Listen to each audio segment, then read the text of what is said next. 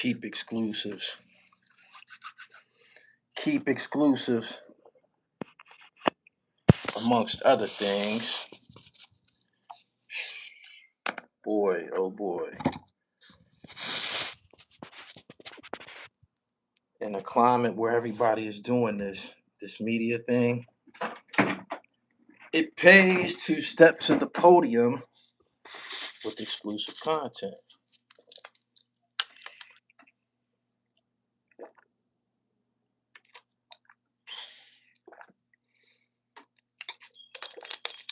Make sure that y'all subscribe to the channel.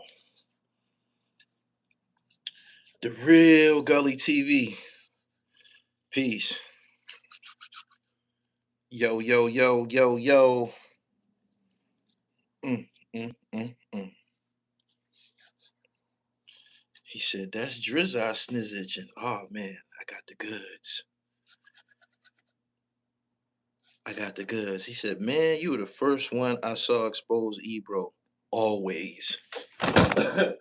Always the first.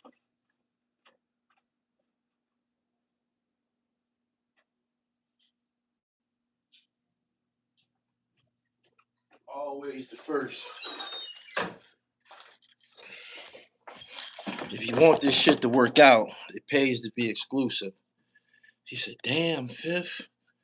Make sure y'all come in here, subscribe to the channel, and visit the website, therealdribble.com. Somebody screenshot this picture and send it to me. Got it? Therealdribble.com. Get you some of this trifecta in your body, man. You see what it's doing to me. You see what it's doing to me. Great big old nigga. What up, what up, what up? Jamar, what up? People loving my wife hoodie. I need footage, homie. I just put in another order. Them joints sold out. It's a phenom. You should do a show called Gully Exposes where you expose these frauds. That's not what I would want to get mixed up in. I don't want anybody, especially entertainers, who could be potential reciprocals on my show to fear that I'm trying to, find some type of flaw in what they doing or asking trapdoor questions or anything like that. But if I come in contact with something original, I got to step on the gas. I'm obligated to give it to y'all before anybody else, and I got an exclusive for y'all today. This is good. You seen what Trick said about them honey packs? Yeah, somebody sent it to me. You know I got that shit. You know I got it. I've been telling y'all about the honey packs already. That's the easy way out. This right here, this is 100% natural, and it's going to improve testosterone in your body. Them honey packs, you only blow one time anyway. You want to bang with a bitch? You need powerful, positive circulation throughout the body. Circulation and blood is what makes a muscle. Your penis is a muscle. Once it's filled with blood, but the proof is in the pudding, man. Y'all hearing all the reviews and everything, and you also hearing what everybody's saying about the honey packs and the bodies associated with these poisons that niggas is pushing in the community, like pink horsepower. Anyway, boom, boom, boom, boom, boom. I'm about to re-up. Do that. What the caption mean on the live? What do you mean? What do it mean? Can you read? Can you read? One of 50 Cent's former employees, a longtime employee by the name of Monique Mayers, has filed a lawsuit in the United States District Court, Northern District of Georgia, Atlanta Division. And her complaint is she's demanding a jury trial, and she's filed a complaint pursuing some damages. So I'm gonna go ahead and y'all can share the live stream with everybody else, and y'all could catch up. And if not, you could play this back. But I'm gonna read it. It's a 67-page complaint. I'm not gonna read 67 pages for y'all, man. I'm just gonna give y'all a taste, and you can take it and do what you want with it. But I'm obligated to bring y'all exclusives. So comes now, Monique Mayers, the plaintiff, through undersigned counsel and files this lawsuit against Curtis James Jackson III, aka 50 Cent, aka Fifth, aka 50, the defendant. For her complaint, she shows the following. Curtis 50 Cent Jackson once said, "The price of life is cheap. So if you got the money, if you got the bag, it's going to happen." In this case, those words were not mere conjecture. They were his mission statement. He was throwing his weight around. He's a gorilla. He is. He's a gorilla. He's a gorilla. He is. And this document right here is gonna probably cause you guys to view 50 Cent differently. When you think of 50 Cent, me anyway, you think of a entrepreneur, incredible come up story. Started out as an underdog, went through some things. His mother, he rapped about it, was a lesbian. She got killed. She was a hustler. Grew up without his mother. Shot 9 times, beefing with the Supreme Team or whatever. Created his own dynasty, and I respect that. I've spoken many times about how I feel about 50 Cent. He had a lot to do with me giving up the weed, and I actually studied him for many years. I've read his books. I listened to his audiobooks. I like his style, but if you read the 48 Laws of Power, then it's actually consistent with what I'm about to read to you guys. All right, y'all ready? Jackson ran his workplace the same way he built his public persona, through fear, humiliation, loyalty tests, and punishment. Money bought power. Power demanded obedience. Anyone who refused became a target. Miss Mayers refused. After 12 years inside Jackson's operation, she would not hide property in her own name to conceal Jackson's connections to a transaction during his bankruptcy related reporting period.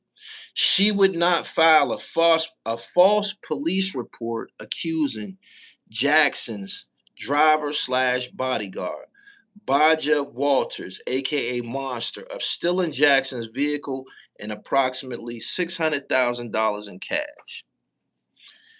Miss Myers would not lie to police. She would not frame another person. She would not risk federal charges or prison to protect Jackson's secrets. Jackson responded with retaliation. He fired her, caused Forbes to retract a career-defining feature about her in their magazine, and unleashed a years-long intimidation campaign. Over the next 6 years, Ms. Myers received more than 80 harassing and threatening calls and messages. Jackson also gave her personal phone number to people trying to reach him, turning her private life into another instrument of retaliation.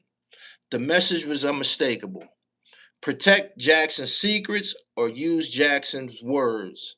Suffer the consequences.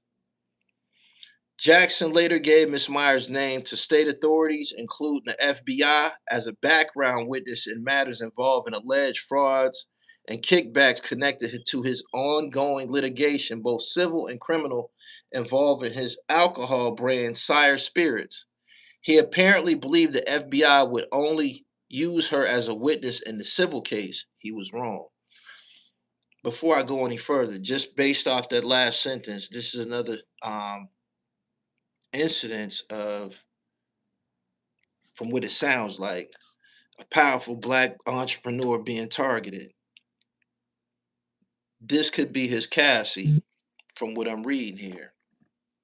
This could be the beginning of his situation that a lot of people said probably would come one day as karma for all of the bad energy, his slander of Diddy, all of that, his documentaries that he did on Diddy, all of that. A lot of people said that one day his day would come. He believed the FBI would only use her as a witness in the civil case. He was wrong.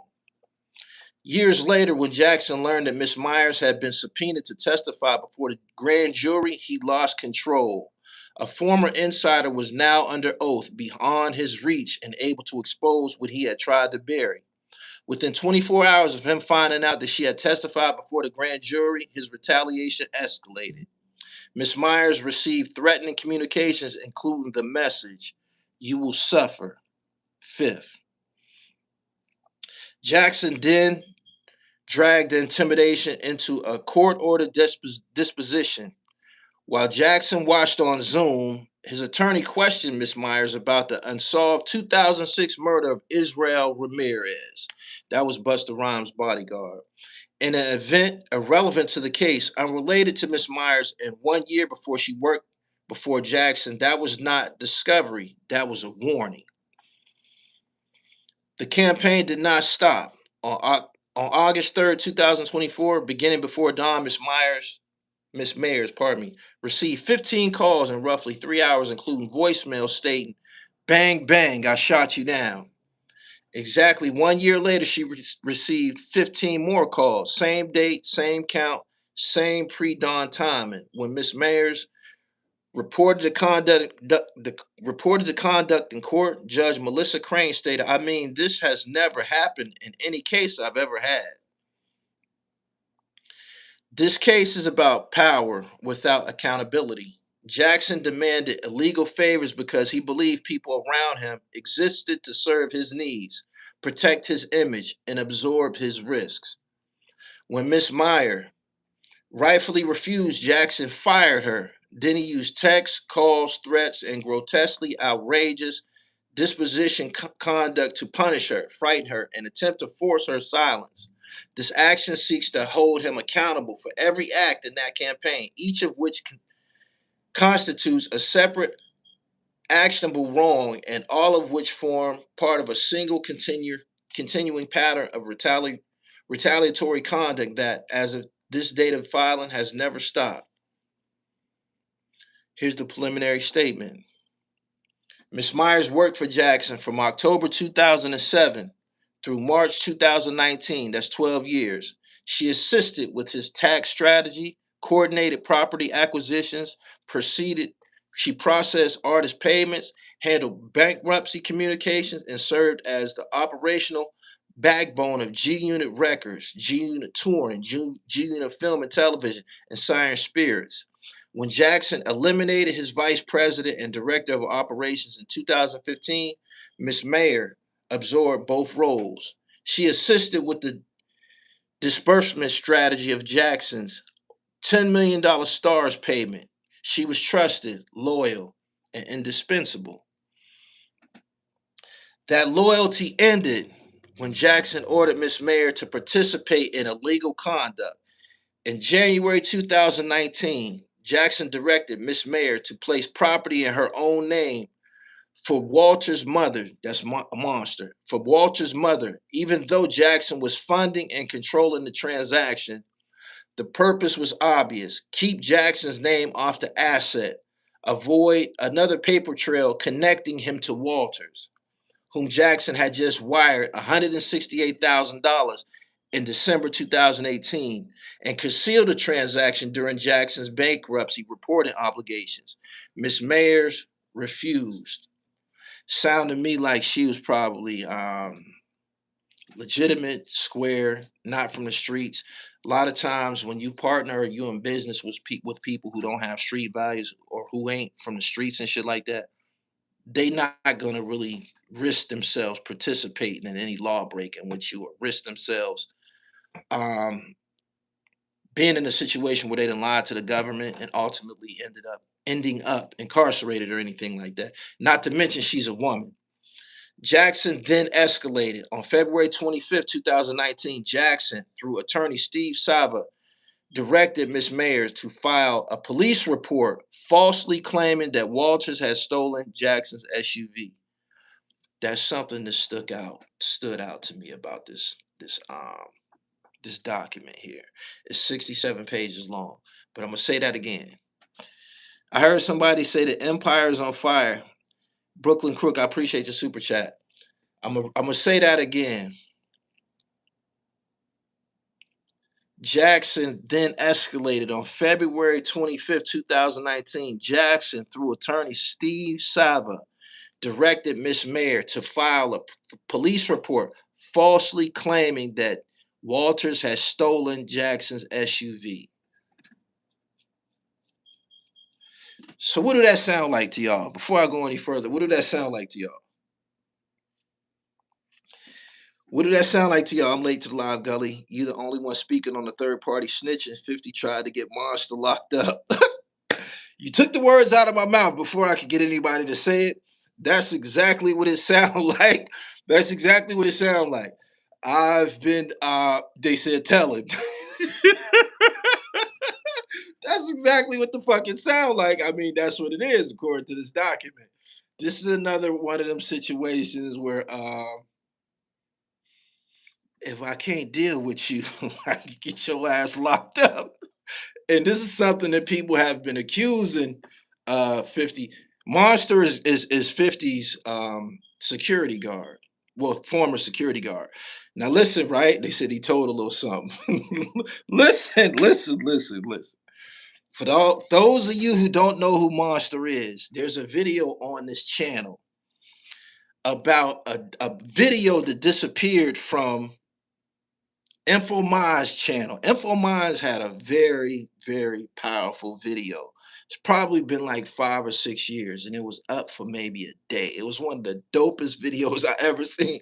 But it was the video that actually exposed Monster to the world, right? If you weren't from certain circles, you probably didn't know who he was. But after InfoMinds came out with this video, I started to listen to 50 Cent songs, and I heard him say, "Tell Monster and them to tool up," right? And this InfoMinds documentary, it had different pictures of 50 Cent at different public appearances and shit like that, and maybe walking to the airport. And in these pictures, it was real creepy. In these pictures, if you looked at the pictures, it would appear that 50 Cent is by himself. All of them, all of these pictures would appear that 50 Cent is by himself until InfoMinds pointed it out, right? You would see this same guy, Monster. He's a big nigga too, got a beard, big nigga. You would see him like in the cut in all of these videos. Like he's very, very nondescript. He was very good at not letting you know that I'm his bodyguard. I'm here to I'll bust your fucking head about him. I'm the one that'll put you down. You would think 50 Cent is by himself, but this dude had a very inconspicuous way of kind of like blending into the scenery. You wouldn't even know that he was with him. You know what I'm saying? They said he related to Trav, right? I don't know. Monster was on stage when 50 pushed Trav and Meek tried to defuse the situation. Monster was in the cut, ready to go. Monster was going to knock T Dollar Signs out. They said that he broke somebody's jaw. I can't remember who it was. They said that he broke somebody's jaw, but he don't fuck around. He had one hell of a reputation. And if you are 50 Cent's lead or head security, then you expect 50 Cent to have somebody to get down like that. And I'm not talking about you know how they talk about, people have said he be having Navy SEALs with him and he got this A-list security. He had one specific guy that was like his shadow. Wherever he was, this guy was right there. And that was Monster. Monster comes with a reputation. The reputation was amplified by InfoMinds' documentary. InfoMinds, you need to drop that documentary. And another thing that made Monster creepy is because the way InfoMinds took that motherfucking video down. The way Timbo, I'm talking about you, nigga. Shout out to you. I've been watching the channel lately. You've been getting busy. The way that video vanished, like it was almost as if somebody pulled up, said, "You need to take that down, fam." And the video just vanished. It just vanished. It was one of the first InfoMinds video. They was called Goons of the Industry, right? So the fact that the shit disappeared, it gave Monster this very, very notorious aura, right? Hold on. So I'm gonna say that again, then I'm gonna continue.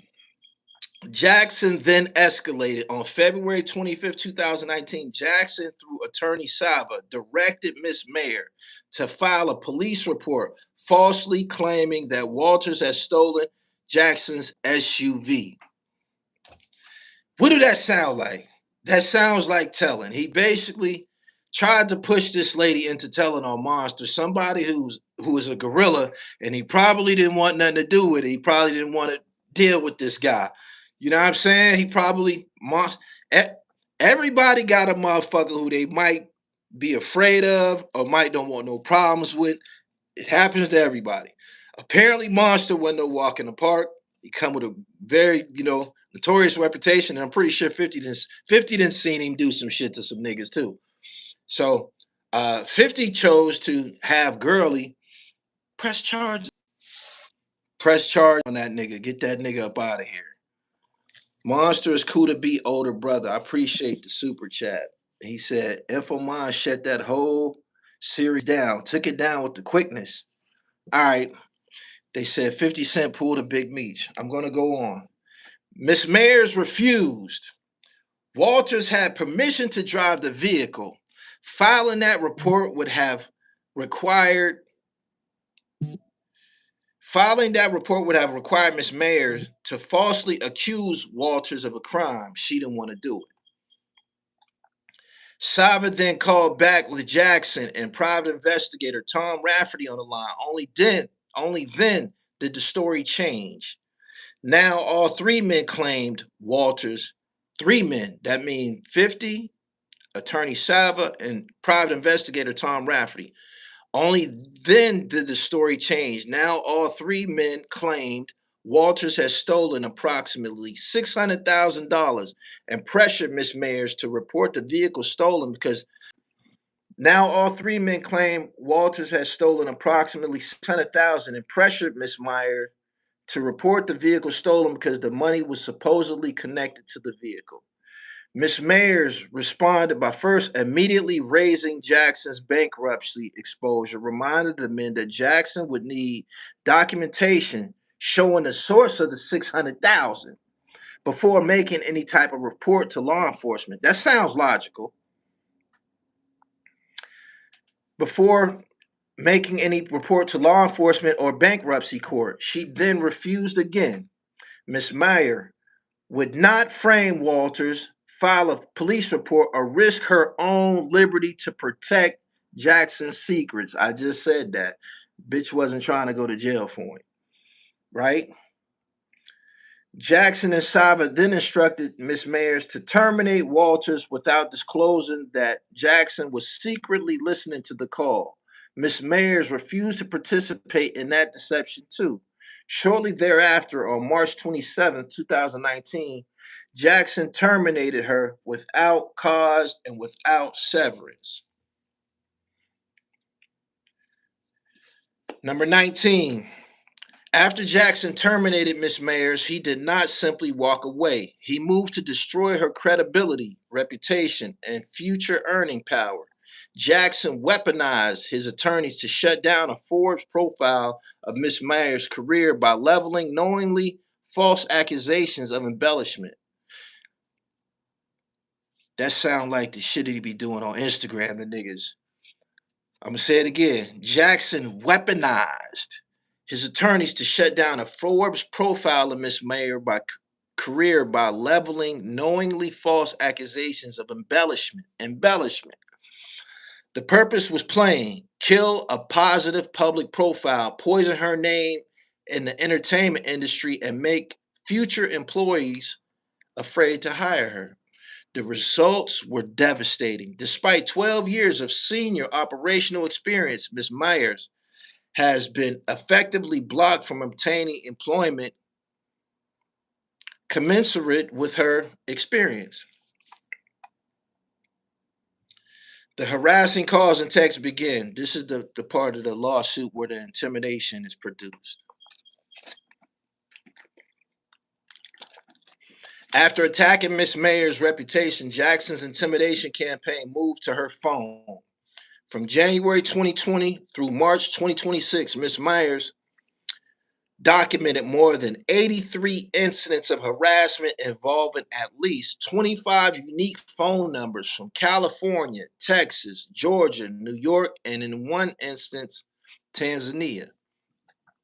Because Jackson invaded her privacy by recklessly distributing her numbers, strangers called her and texted at all hours of the morning asking for Curtis 50 Cent James Jackson the third and fifth. The calls were not random. They were designed to make Miss Meyer feel watched, exposed, and reachable by anyone in Jackson's orbit or random people he came in contact with. Direct evidence later confirmed Jackson's role. On September 1st, 2023. Victor Sena texted Miss Myers and confirmed that 50 gave him Myers' phone number and passed into San Diego at the park to get tickets to Jackson's show. When Miss Myers called another number back, two men told her 50 Cent owed them 100 G's for some girls and explained 50 had called them from Miss Myers' number a year ago. These confirmations were not speculation. They were direct evidence that Jackson personally distributed Miss Mayer's phone number. Jackson's intimidation escalates around sworn testimony. The harassment escalated when Miss Myers became a witness in proceedings involving Jackson and Sire Spirits, that's his alcohol company. In 2021, Jackson provided Miss Myers' name to the FBI as a former employee and potential background witness in connection with the criminal investigation involving Mitchell Green. In 2024, days before Miss Myers was scheduled to give sworn testimony under subpoena in the civil Sire Spirits fraud case, Jackson learned that Miss Myers had not only spoken with the FBI, again because Jackson had identified her as a former employee in 2021, but the U.S. Attorney's Office had also subpoenaed her to testify before the grand jury. Jackson became paranoid. Jackson's paranoia and need for control overtook the obvious fact that he had created the very risk he now feared. He had provided Miss Myers' name to the FBI to assist in the Sire case, but once he learned her involvement had gone beyond an interview, talking to the FBI, and that she had been subpoenaed to testify before the grand jury, he intensified his threats. On the afternoon of May 1st, 2024, the eve of her court-ordered disposition in the civil case, Miss Myers received a threatening text message. You will suffer. Fifth. Fifth is Jackson's well-known nickname. But that wasn't enough. The next day on May 2nd, 2024, Jackson's intimidation moved from the shadows into a court-ordered disposition. With Jackson silently watching on Zoom, his attorney, Iman O'Kelly of Blank Rome LLP, peppered her with questions concerning Miss Myers' conversations with the FBI and the U.S. Attorney's Office, matters outside the proper scope of the disposition. After Miss Myers answered yes, O'Kelly pressed for and asked whether agents had asked about Jackson or his attorney, Stephen Saba. Miss Myers answered no as to Jackson, and I don't recall as to Saba O'Kelly. Kept pressing away. Immediately after exhausting the FBI inquiry and at Jackson's direction, O'Kelly pivoted to an inflammatory, wholly unrelated subject, the unsolved 2006 murder of Israel Ramirez at Busta Rhymes' video shoot in Brooklyn. O'Kelly asked Miss Myers directly, do you know who shot and killed Israel Ramirez in Brooklyn at the Busta Rhymes video shoot? The Ramirez murder had nothing to do with the civil case. It had nothing to do with Miss Myers. She had no knowledge of it, no involvement in it, and was not even working for Jackson in 2006. Jackson did not have his attorney invoke the Ramirez cold case into the disposition to uncover any truth, but to send a threat and terrorize Miss Myers into silence by reminding her that disclosing too much information to state authorities or exposing his secrets buried came with some consequences. I want to stop right there for a minute. Make sure y'all share this live stream. It's been a long time that I believe that case is unsolved too. Israel Ramirez. What happened? What was that about? What was that about? What was that? What incident caused that, Israel? Give me some clarity. Give me some clarity. I need the streets. What was people saying about that incident? What was people saying it happened? The reason why it happened, and whose name was associated with it? Anybody, help me out.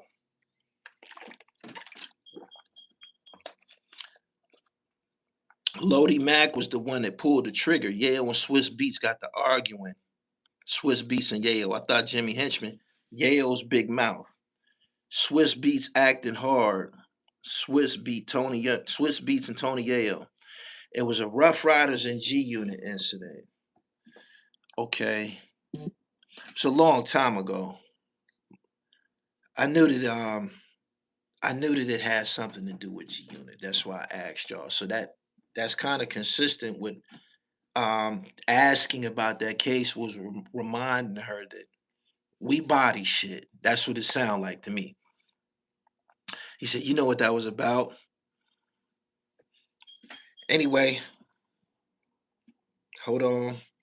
The bang bang calls and court intervention. And the threats did not end at the disposition. On August 3rd, 2024 at 4:29 a.m., Ms. Myers received the first of 15 phone calls that continued for 3 hours. Money over frame, I appreciate your super chat. At 4 a.m., Ms. Myers received the first of 15 phone calls that continued for 3 hours. 2 voicemails saying, bang, bang, I shot you down. After the bang, bang, I shot you down voicemails, Ms. Myers reported Jackson's conduct to the court, including its connection to Jackson and the disposition questioning about the Ramirez murder. State Judge Melissa Crane reacted with alarm on the record. Judge Crane stated, I mean, this has never happened in any case I've ever had. Judge Crane then told Ms. Myers, in terms of your safety, I'm going to pass all of this along to court officers. I've elevated this. Despite Ms. Myers elevating Jackson's conduct to a state judge, the harassment did not stop. So let me go back. August 3rd, she started to tell the courts and shit that he was intimidating her. Despite Ms. Myers elevating Jackson's conduct to a state judge, the harassment did not stop. Exactly 1 year later, on August 3rd, 2025, they to the date. It started on, some of it was on August 3rd, 2024. It stopped, and a year later, on August 3rd, 2025, Ms. Myers again received 15 calls. Same date, same number of calls, same pre-dawn hour, and the harassment has not stopped. As of this filing of this complaint, the harassment remains active and ongoing. On April 28th, 2026, mere days before the filing of this complaint, another unidentified caller contacted Ms. Myers looking to speak with 50. Now, this goes into his pattern of retaliation. I'm reading this straight from the document. Jackson's conduct towards Ms. Myers fits his well-documented public pattern of punishing anyone he believes crossed him. Jackson has built a public persona around prolonged feuds, social media attacks, and sustained campaigns against former associates. It is in a widely reported Instagram post, Jackson stated, anyone who chooses to go against the grain will suffer. For Ms. Myers, that was not just rhetoric. It was a threat made real. Jackson demanded loyalty while asking her to commit fraud. When she refused, he terminated her. When she tried to rebuild her career, he smeared her.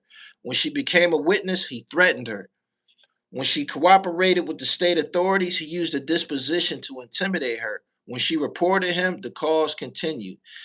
This action seeks Compensa- compensatory damages for severe emotional distress and punitive damages sufficient to deter Jackson and others with similar wealth, celebrity, and power from weaponizing their resources to terrorize former employees who refuse to commit fraud or who cooperate with law enforcement.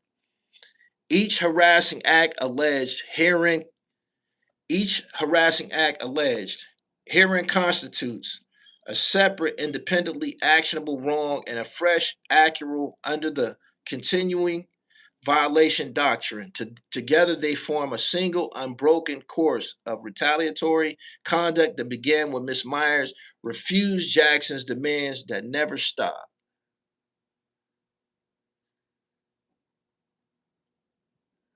This is a 67-page document. I can continue. Um, it definitely continues to repeat that a lot of this was triggered by this lady's refusal to book Monster. He said, like, really the same amount of calls on the same day. Those are mind games at its finest. This is borderline Rico talk. Exactly. Exactly. I was saying the same thing. And who just got a Rico case in entertainment? Diddy. And Diddy had what?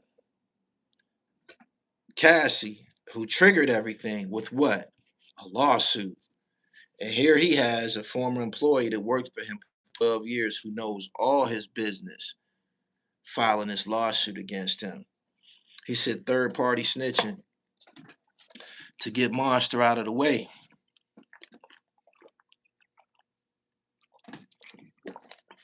I hope this nigga don't have nothing done to my channel about this shit. Straight up. Straight up. Has Ito and Spesh worked things out yet? I don't know about them having any feud. I don't know. I don't know. It's my understanding that they were communicating as recent as the last time that I interviewed Ito, but until you see them in the studio together, recording music together, you never know. You don't. I was thinking that too. Watch your channel. You know he's a sociopath. I'm not breaking any laws here. I'm just reading from a document that was filed in the United States District Court, um, Northern District of Georgia, the Atlanta Division. So this is something that's going on with him right now. I'm glad that I was the first to get my hands on this document. If I have to, I will go further into this as this information becomes more available because I know after I cover it, somebody else gonna cover it. And ironically, I was just he's staying some court shit. He's staying some court shit. He just went through something with his baby mom again. He's staying some court shit, but he speaks about it and shit. He speaks about sicking his lawyers on people. He be saying, "I'm gonna need that by Monday." So I don't know where this is gonna go. I'm just reading a legal document. It was filed on January, February, April 29th, 2026. So it's fairly recent. Now we got to talk about Aguilar and Busta Rhymes. Aguilar dissed Busta Rhymes, y'all. I posted the video. Well, I posted the song. The song is called Chump. A lot of people talking about it on IG. I seen this. Aguilar, he had actually announced that he was dissing him about 5 days ago, and he gave a date when he was going to release it. I thought the date was going to be the 8th, but he released it yesterday, I believe, and everybody's talking about it. I 100% believe any wrongdoings done by Busta Rhymes. Busta Rhymes is a piece of shit. He's a creep. I had one encounter with him. He struck me as being a creep. I spoke about it on here, what happened at the Revolt convention. And often when his name is mentioned in terms of, being a people person and shit like that, he's always on the negative end of it. He is. And I just have to say this. As rude as he was to us at the Revolt convention, I couldn't believe that he was a lick because he got kind of like got aggressive. with us at the Revolt convention. I couldn't believe that he was a lick. How did I find out that he was a lick? During the course of me doing the Haitian Jack Speaks project, somebody hit me up and they told me about this funny ass robbery involving Busta Rhymes. Hilarious. And I never mentioned it until Cavario brought the shit up and made the shit public. But I was told that I think this happened in California. I know Cavario's situation happened in California. I'm gonna get to that. But I couldn't believe that this nigga was, trying to act tough and shit like that after what I heard about him. I was told that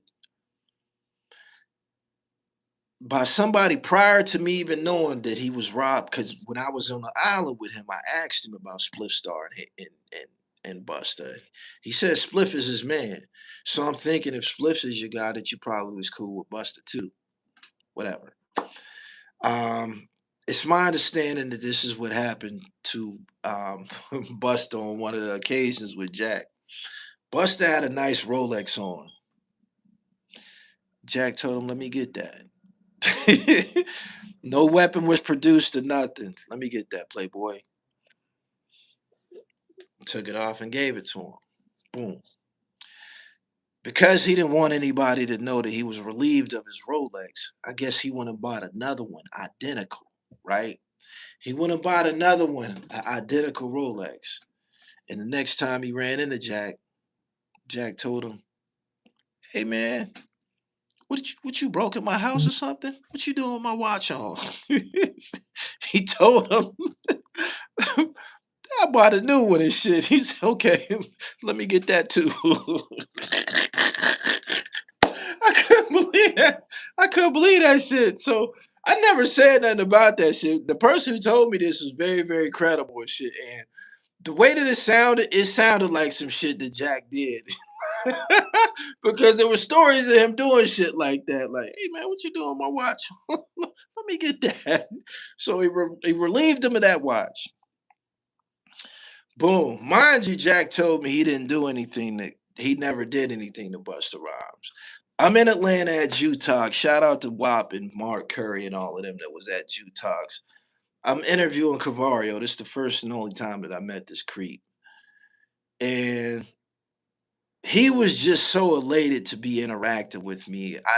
On the strength that I had my hands on the Haitian Jack Speaks project. Everybody was trying to get close to me and have some type of insight or be able to ask me some questions about Jack as this shit was coming out. This is during the rollout. So he made it to me like he was good friends with Jack. He said, "Do you still talk to him?" I said, "Yeah, I talk to him all the time." He said, "Call him." I said, "Cool." Called him on FaceTime. I'm like, "Yo, man, somebody want to talk to you and shit." He like, "All right, bet." I passed Cavario the phone. Cavario gets the phone and immediately starts talking about Jack Robb and Busta Rhymes. He says, "Hey man, I ain't seen you since LA, man. You remember 180 carat bracelet?" That 180 carat bracelet. And he said it. And I'm standing near the phone so I can see Jack's expression. Jack was like, his expression, the smile on his face just totally disappeared. He was looking at this nigga like, "Niggas, you crazy? Did you just tell this motherfucker? Did you just tell these people that I robbed that nigga for a 180 carat bracelet in front of the whole room and shit?" I'll never forget that. But getting back to the Busta Rhymes situation, when I found out that he was being treated like that, I'm like, why would you be so rude and shit like that? I didn't understand that. But Aguilar is dissing him. The song, I uploaded the song to my channel. Y'all can check it out. I listened to it before I uploaded the song. I called myself doing a little bit of research on Aguilar and Busta's history because I'm listening to the song and I'm like, they have a history. I typed in Aguilar and Busta Rhymes into the YouTube search engine, and a lot of videos popped up. Aguilar and Busta Rhymes, like they was freestyling together. They had a relationship, an extensive relationship. They There was videos of them freestyling together. Think even performances together. But it was a lot of Aguilar, Busta Rhyme content. And then I uploaded the video. But everything that he's saying about Busta, I believe it. Everything. He's not a nice person. He isn't, and his reputation precedes him. You often hear people speak about Busta being, kind of funny style and shit like that. Aguilar says something about money. That's always an issue in the entertainment business. If you watch my interview that I did with Gangu Roach, who fights for royalty payments for artists and shit like that, he spoke about. He said, "I never met a rapper that wasn't selfish." That's kind of consistent with my experience with rappers. Not all of them, but for the most part, a lot of rappers be creeps. Um, if there was any decency associated with, the general populace of rappers, then Doggy Diamonds, um, Sub Zero, myself, Fendi, we wouldn't have never had any problems with content. You know why?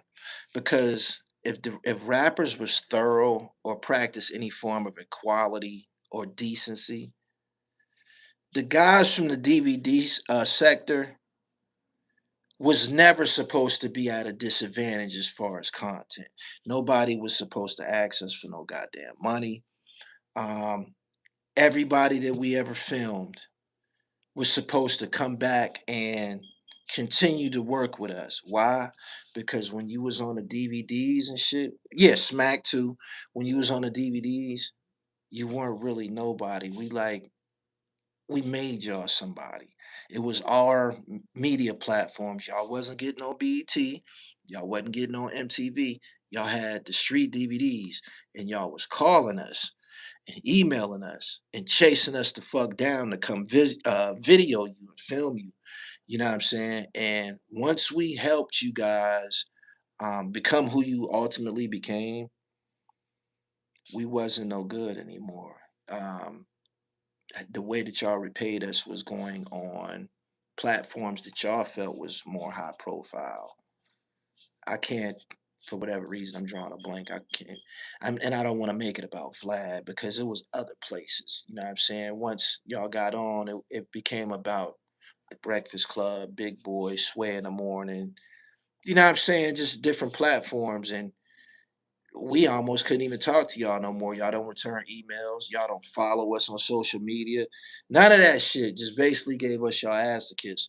But what I'm saying is, these aren't good people. So everything that um, Aguilar is saying about Buster, I 100% believe it. I believe it. I believe it. I believe it. Niggas get money, they become different people. Niggas get some light, they become different people. Just everything that's contained within that song is very, very believable. And again, I've never really heard nothing positive about Busta Rhymes and his exchanges with people. I did the interview with Gonga Roach yesterday, and we was talking about Stove God Cooks. I remember specifically Lord Jamar telling me that he's the one who discovered Stove God. That's my understanding. That Lord Jamar was the person that discovered Stove God, and if my memory serves me correctly, he took Stove God to Busta Rhymes. And when you do something like that, you should be compensated. You should be compensated. Motherfucker supposed to hit you off with a little something. I just gave you $1 million artist or an artist that has incredible earning potential. Then you might supposed to give a motherfucker a little kickback or something like that. And when Jamar took Stove God to Buster, I don't think he took care of Jamar like he was supposed to. I say this all to say that a person's reputation kind of precedes them. You don't everybody not lying, but when you keep hearing creep shit over and over and over, it is what it is. It is what it is. He said monsters from the star. That's Mano's people.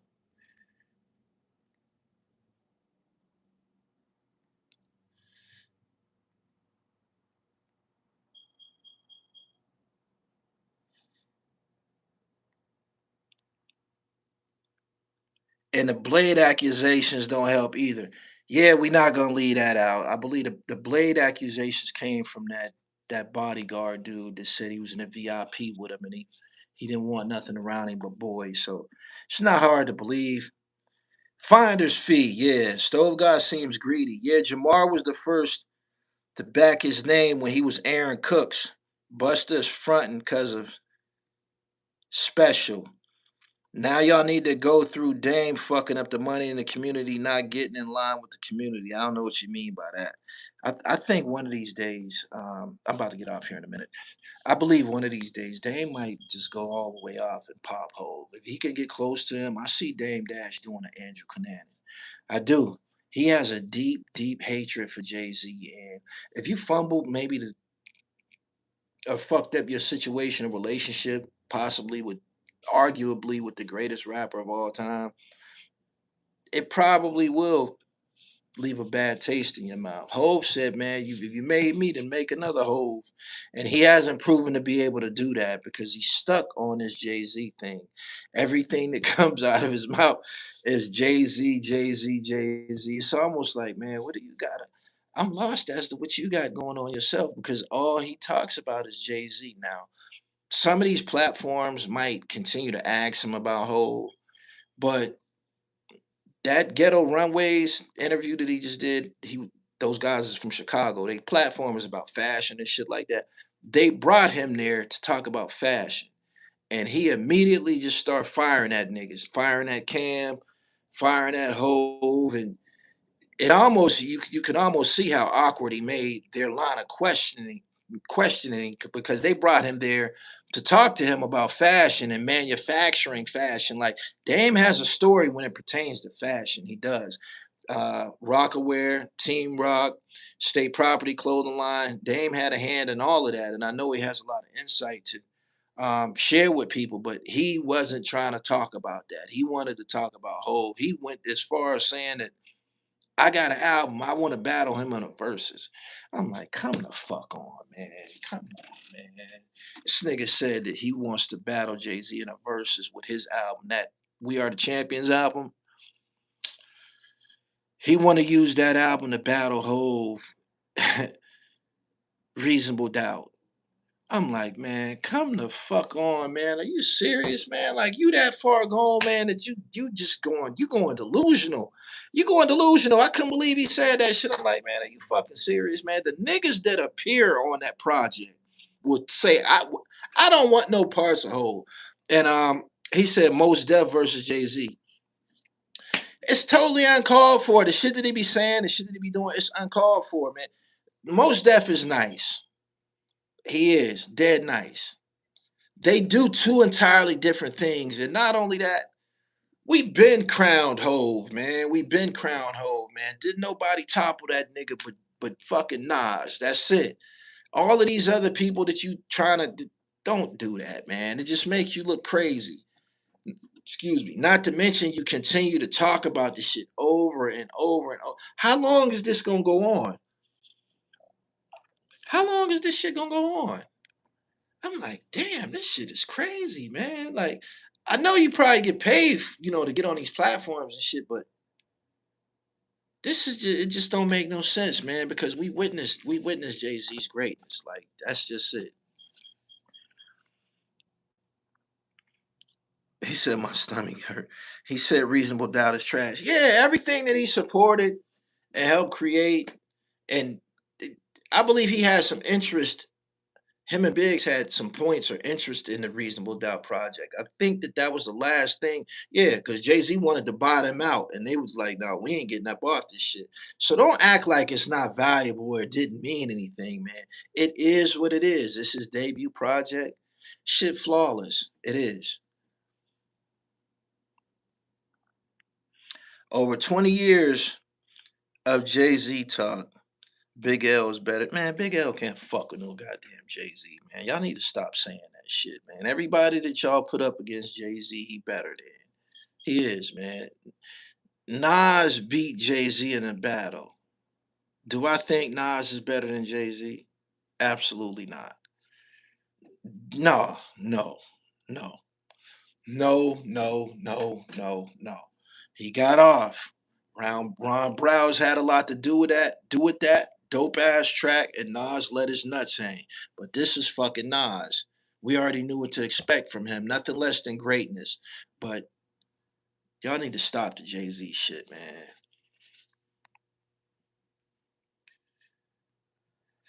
DM'd you on IG about brand deals for your YouTube channel. You might want to hit the email gullytvboss at gmail. Yeah. With the exception of Nas, nobody should probably even be in that, that comparison or conversation. Period. Straight up. I don't think Nas got a better body of work than Jay Z. I don't think so either. I don't either.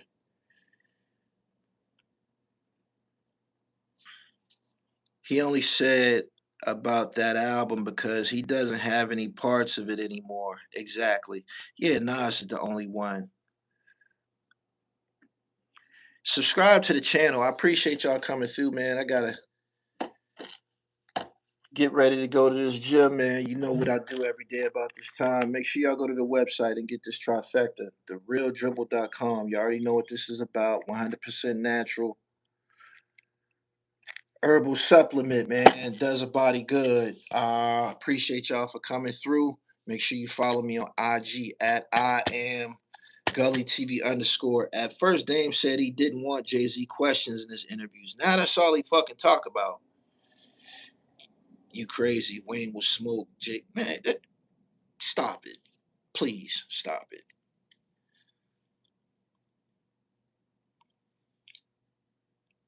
He said Kanye was better than Jay-Z. Clown shit. Yeah, man, bunch of monkey shit. This uncalled for.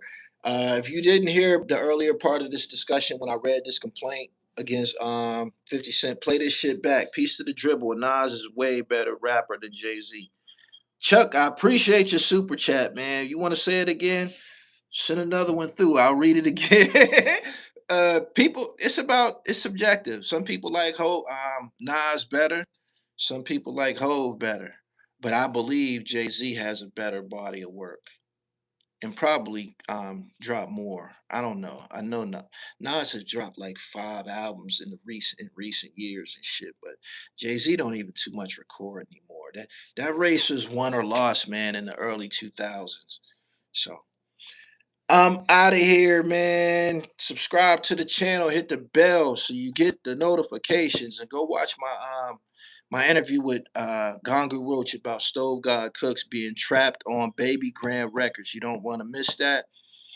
And listen to me on all streaming platforms, the Dribble Podcast. I'm out. Peace.